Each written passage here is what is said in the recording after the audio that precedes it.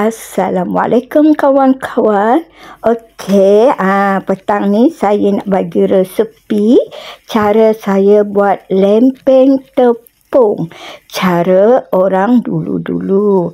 Okey, kuali tu kita sapukan dengan sedikit minyak masak menggunakan daun pisang ya.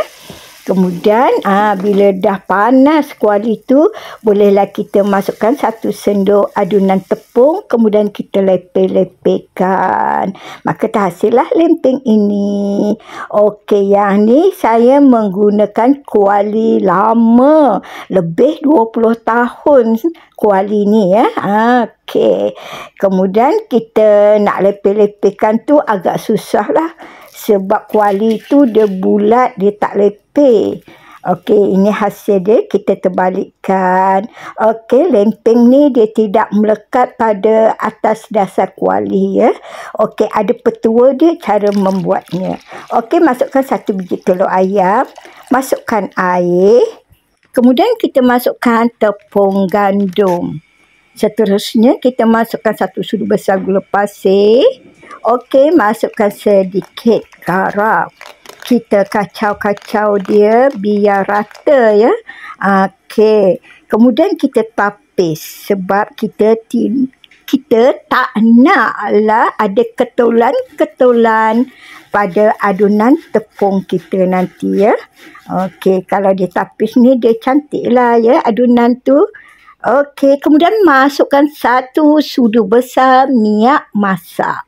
Okey, inilah tips supaya kita punya kuih tidak melekat pada kuali. Okey, jom kita masak. Okey, ini daun pisang ya. Kita celup pada minyak masak, kemudian kita sapu di atas dasar kuali legend ni. Okey, dah panas, tunggu panas. Okey, adunan macam ni dia agak pekat sikit tau. Saya tambah lagi sedikit air. Okey, minyak dah panas, kita masukkan adunan tu. Okey, nak tahu masak tak masak? Adunan tadi berwarna putih, dia akan bertukar menjadi kekuningan ya. Warna tu bertukar, bolehlah kita dah terbalikkan. Bila kita terbalikkannya sekejap je, anggaran tak sampai 1 minit pun. Kemudian bolehlah kita angkat dan kita gulung. Kita masak tu jangan terlampau lama, agak warna tu dah bertukar kekuningan, tanda dia dah masak. Kalau lama, nanti sekeliling kuih lempeng tu dia akan menjadi keras ataupun rangup ya. Dan tidak kurang sedap lah, kurang lembut lah. Okey, menu kita dah siap. Kita cecah dengan sambal hijau yang saya post semalam. Okey, bye.